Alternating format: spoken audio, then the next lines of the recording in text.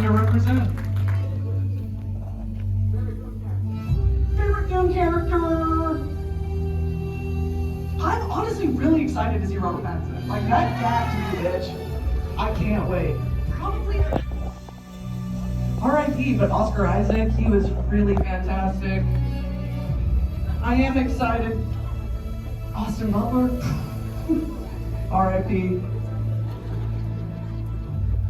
We've lost some greats. Yeah, I'm probably picking the Sandworm. I'm still dying. You brought the bucket to the screen. Freaky off bucket.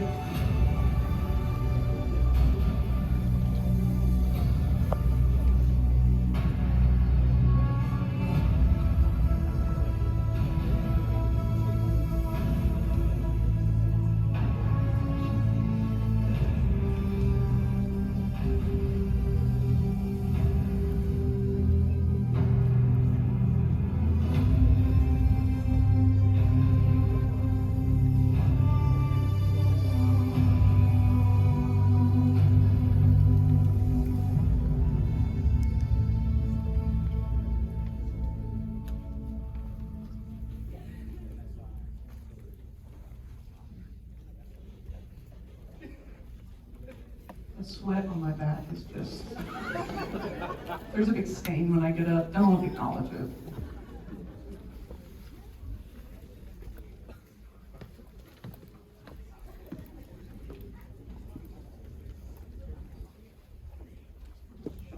Copy that. Here we go.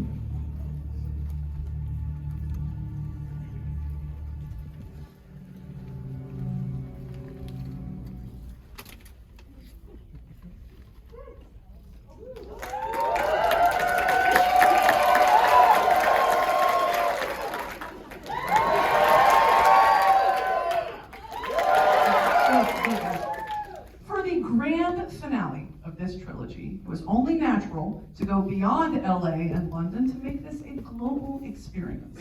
As you can see on the screen behind me, fans have gathered in Imax theaters in Chicago.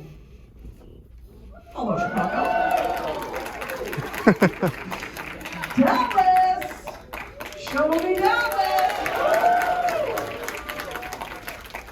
Toronto! Where's Toronto? Yeah! Our neighbors up north. Montreal! Yeah, Montreal! London town! There's London! Woo! Berlin! Where's Berlin? Nice! Appreciate the enthusiasm, Berlin. Mexico City!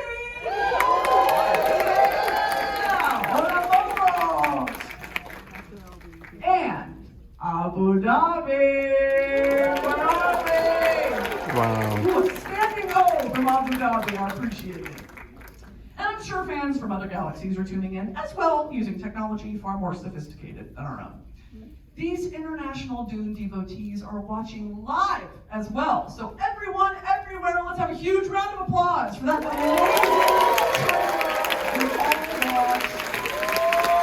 Wow.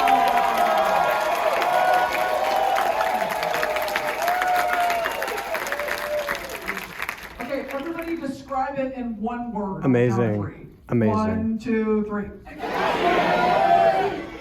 Absolutely couldn't agree more. Fantastic. Okay, now on 3, can I get a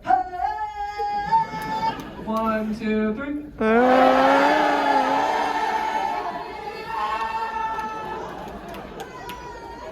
Chills. First of all, really nice harmonies going on there. That was really impressive. For everyone just joining us here in LA, I'm Brittany Broski, Lady Brittany of House Broski, if we're using government titles. Now in Dune, it is said that he who controls the spice controls the universe. Well, tonight, she who controls the microphone controls the Q&A. And it is a responsibility I do not take lightly, so thank you for having me here. Like many of you, I'm sure, my life is divided into 2 parts. Before Dune came into my life and after. This specific going to experience the epic conclusion to this trilogy, Dune Part 3. I will be unreachable for the week before and after the premiere as I emotionally prepare and process. Thank you for understanding. Today, we get to unpack that life-changing trailer and everything else that's come with the man who brought this saga to life. Please help me extend a massive welcome to a true visionary and master of scale, writer, director, producer, Denis Villeneuve.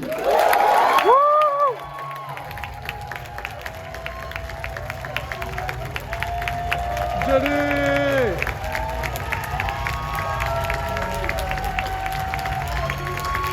Wow. Thank you. Welcome to Burbank, Denis. We're happy to have you. Wow. How are you feeling this morning? Frankly, I'm moved. I mean, it's like to see all of you here this morning and all the everyone in Dallas, Toronto, Montreal, Chicago, Berlin, Mexico City, Abu Dhabi. That's quite moving to see everybody there. Thank you. It really is. It's incredible. Wow. You and I, we're working very hard right now to finish the movie, and we are very excited, and we're doing this for you.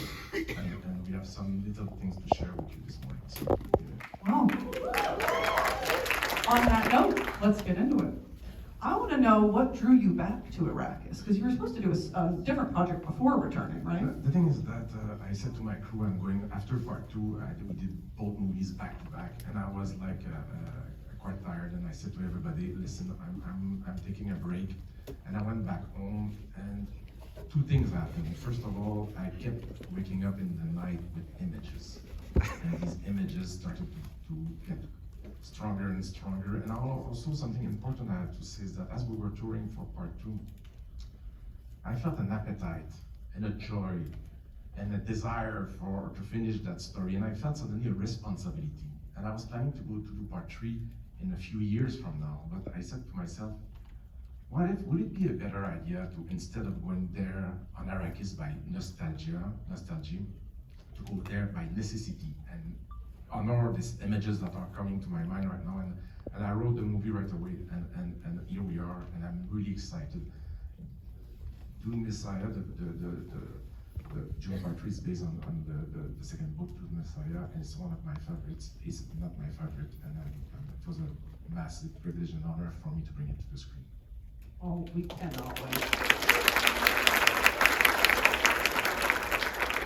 Dune was amazing. Dune Part 2 leveled up even more. I feel like we're all curious, what's in store for us for Dune Part 3? Yeah, that's the thing. I said to my crew, I don't want us to walk into our own footsteps. I want us to bring the audience to the new parts of Arrakis and something that will be fresh and new. And it's also for the people who knows the book, is a very different beast. It's more of a thriller. It's more intense story. And it's definitely more emotional as well. And so you have to, it will be the third and last Dune movie. It is a Dune movie, but it is very different rhythm, and it's much more intense, I would say. Yeah. Well, I can't wait for added texture. Very excited. We just watched this amazing trailer. Paul Atreides does not appear to be the savior we all believed him to be at the end of Dune Part 2, which you warned us about. So I think we have a question from Dylan from Dallas, Texas. He wants to know, how conscious were you of pushing the audience to question their own attachment to Paul? Well, that's a very good question, but I might not be the best person to answer to that.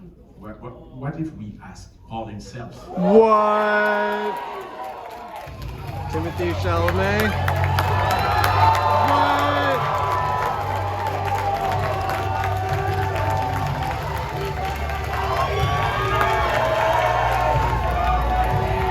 Wow.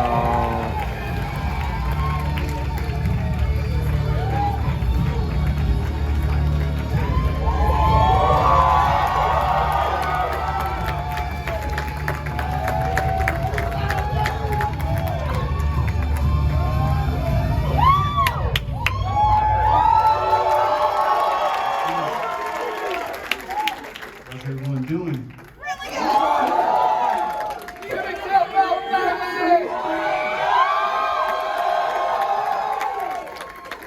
Let's go, Knicks! Same question for you. I'll repeat it. You weren't around.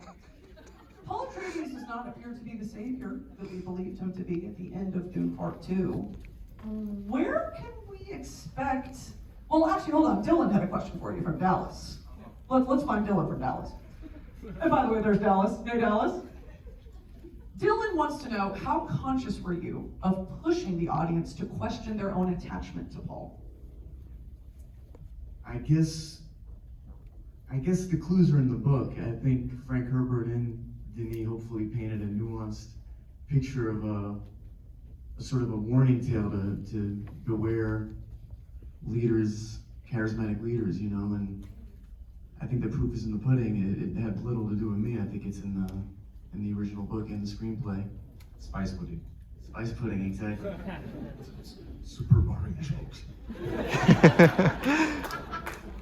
By the way, I'm so excited everyone's here right now. I'm excited that we're tapped in with all these cities. How are you guys enthusiastic about that trailer that we just watched? It's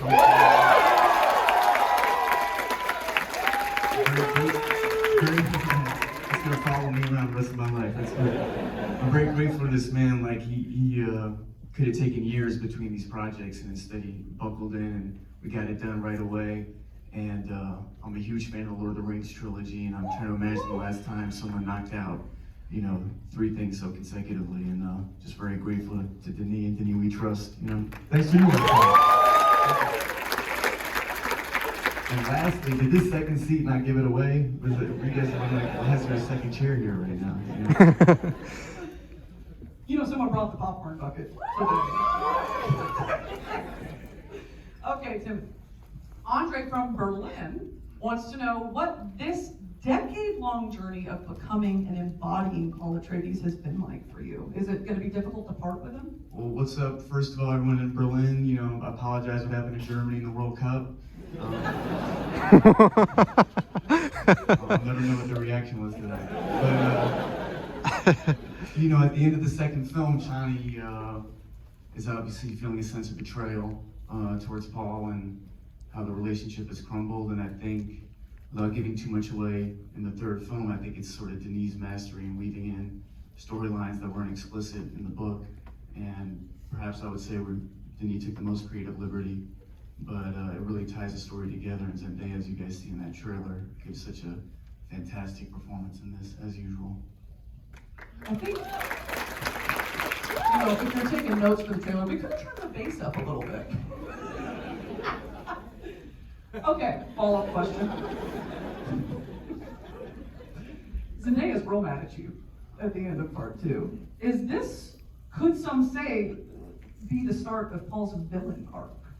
Well, I don't know, as I said before, I hope it's more nuanced than that. You know, I think it's one of the great things in Frank Herbert's book. I think I read somewhere that it's why he wrote Messiah as a follow-up to the first book, is people mistook Paul as a classic hero, and he sort of wanted to warn the world what can happen when people blindly follow leaders, and that even the good can be corrupted. Great answer. All right, this is for both Denis and Timothy. This is from Indra in Montreal. Looking back, is there a creative risk you took in the trilogy that you're especially proud you didn't compromise on? Casting you? No, hey, salut Montréal. The thing is, I would say that for me, one, I didn't, first of all, I would stop the bad jokes, okay? Because, but the one thing that I thought was something that I really care about was to shoot in the deep desert. And the desert is a character in the 3 movies, and that was something we didn't compromise. It was difficult for the crew, for the cast. They were all very generous, very patient, but it brought a lot of poetry and energy to the films. Okay, would you agree? I would just say the sincerity of approach, and I think Denis set that tone that the concepts in this movie are out there, you know, and I don't think we ever had a comedic point of view, for lack of a better expression, about it. I think everyone took it at face value. It's hard not to. You see the passion, hopefully, here for the movies, I'm sure, also for the books. And, you know, I came into it not knowing the books, you know, in 2018, 17, and I'm on the other side of it, so moved that we have this community here now, this community of fans isn't even the right word, just people that have been moved by whatever this material has to offer. And I don't think the sincerity of the approach ever altered, even on the third one. And that starts with this man, as he said, when I was standing back there listening, the approach was slightly different on this one. It wasn't like, okay, we found a formula, now we're just gonna run it back. This is a different movie. I don't know if you would agree. I think the first two are sort of siblings, and then this one is really its own energy, and I love that approach. I thought, wow, it's familiar, this crew, this family, but there's a new tone to this. And I will say that I'm really looking for you all to see what Timothy did in this film. It's really impressive. It's like in the first movie, it's like a young boy discovering a planet. Second one, someone becoming an adult, and now he really did create something very special. I was very impressed by what Timothy brought to the movie again. Period.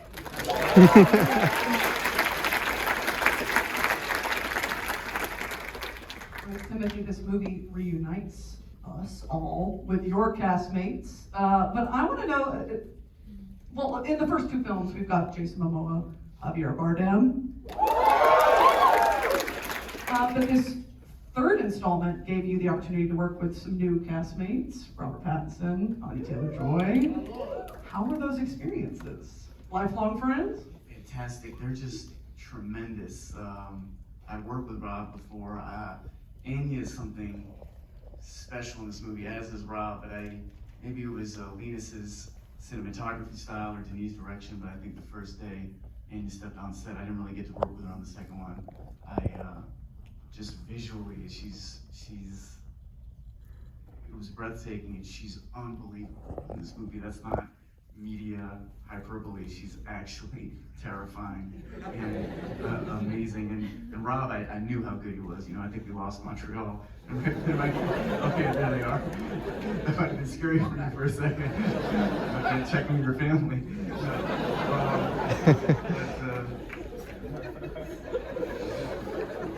Welcome back, Montreal. All right, we've got a follow-up from Andres in Mexico City. He wants to know, which character do you think will surprise the audience the most in this installment? Mexico City says, oh.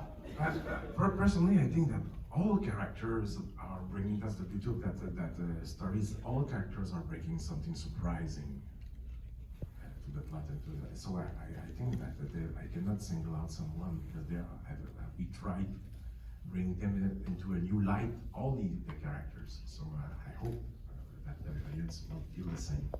That's a nice charcuterie board of surprises coming our way. Okay, for both Denis and Timothy, Ahmad from Abu Dhabi wants to know, millions of people now recognize Abu Dhabi's Liwa Desert as Arrakis. After filming there, what's one memory that'll stick with you forever? Hello Abu Dhabi. I would say the mornings. Every morning when we've been there thousands and thousands of hundreds of times, the mornings in the desert, and to feel the energy as the sun comes up, and the crew, to feel the excitement and the wonders in the crew's, every crew member's eyes, and you feel that energy and the power of the desert and how inspiring. And it's a crazy journey to bring a massive film crew in the desert, in the deep desert, but the reward was seeing these smiles every morning, and every morning I had these chills, and you felt that it's, if ever you have the chance to go there, recommend it's extraordinary. Same, just the tranquility of the environment and how still the mornings were. And what Denis is saying is you can't overestimate. He has much more experience than I have, but I've been on sets, especially when you shoot in studio environments where that excitement has to be generative, and you kind of have to dig deep in yourself. When you're shooting in the desert and Denis helming it, and it's amazing they'll set these locations where you almost feel like you're on a safari or something, like on a gorgeous walk to get to a location to work, but just a really special experience to get to shoot in the desert. Incredible. For Timothy, Joshua from Toronto wants to know, where's Toronto? Woo! There they are. What was your favorite scene to film in Dune Part 3? No spoilers. My favorite scene to film. What's up, everybody? What's up, people in Toronto? What's going on? I love this, man. I want this to be my daily life. You know? Plugged in around the world. I don't know what my favorite scene to shoot was in this movie. I mean, this was the most emotive on a personal level, not necessarily the character, but I've been living with this for so long. I'm so proud to live with it. I'm so proud to work with Denis and his family. So I felt there was a finality in the exercise that I was kind of nostalgic about, even the moment, even though I was 29 when we shot this, you know, I still felt like, you know, I was losing a part of me, you know, by getting through it, you know. Yeah, they're kicking their legs in Mexico City.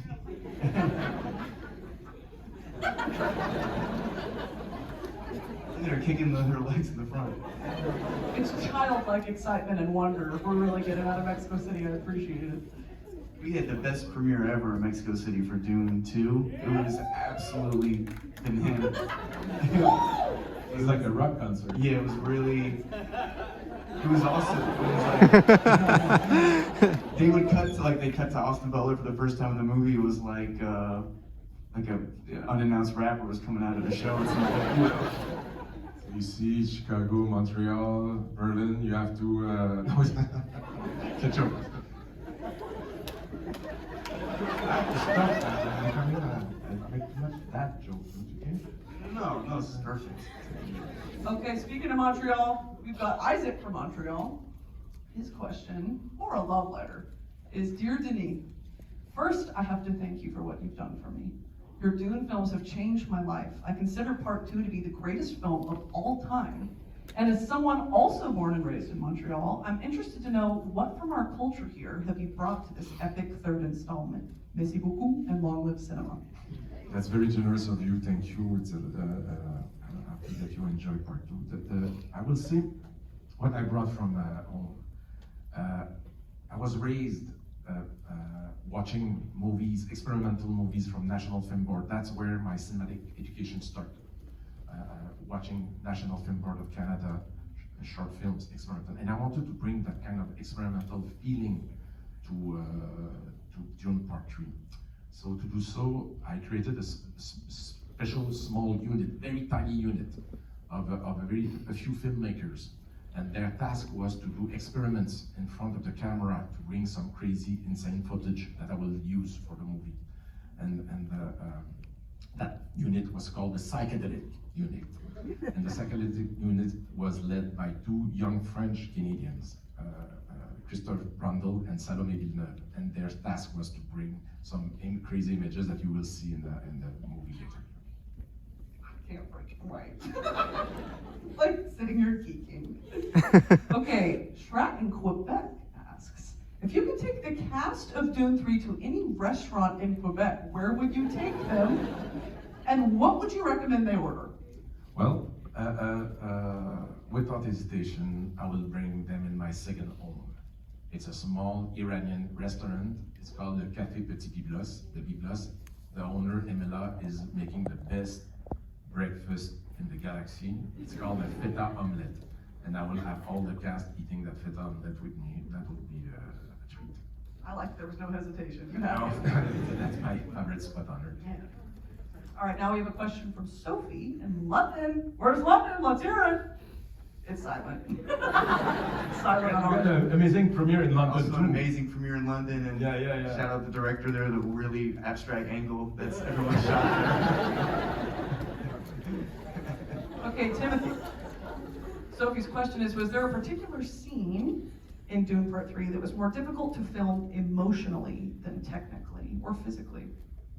I think anything towards the end of the film, just, you know, to my prior point, it felt like there was finality in it, and it was just moving. I felt melancholic to be moving on from this incredible family, incredible crew, and I just couldn't believe how quickly the experience came and went. Maybe because COVID was this weird thing that melted our sense of time. It felt long at times when you think about it, to make these 3 huge movies in 6 or 7 years. It's really not that long, you know. Okay. I meant that sincerely, you know. Well, in that similar vein, for both Denise and Timothy. Christopher in Dallas, where's Dallas, asks if you could go back to the first day of shooting. Hello? If you could go back to that first day of shooting on Dune Part 1 in 2019 and give yourself one piece of advice for this trilogy, what would you say? Sleep as much as you can before beginning that journey. I mean, I remember when we started and some Josh Gold from Legendary tapped in my back and said it's going to be 10 years. And what? Yeah, so it was amazing. It was a privilege of my life to do this trilogy and to work with all of you. But it was a journey. It was an incredible adventure. I would tell myself to savor it, savor every moment, and just to try to realize how rare it is to work on something of an artistic level, because at the end, but then there's actual desire for it out in the world, you know. I would tell myself to savor it. Tyler, don't take photos on set, like film photos or anything? Less me. I know Z does a lot of that. I mean, not really. He doesn't really like phones around on set. I understand. I do understand. Okay, Timothy, I believe you have a fun idea for us? Oh yeah, okay, so this is an internationally coordinated thing that's about to happen. It has nothing to do with me, but I'm delivering the mechanism. So, in each theater around the world, except Dallas, I'm just kidding, even Dallas. even Dallas. They didn't react, uh-oh. Emergency in Montreal again. Oh shit. Alright, well, in each theater around the world, for, I don't know what's going on in Berlin, man. We're having a party. The Dune rave begins in 3 minutes. We're sharing the stage with a rave right now. Behind the screen is a DJ. Okay, in each theater, underneath one seat is a private viewing for you and your friends when Dune comes out in the winter. So, in each theater there should be at least one. Look under your seats. No.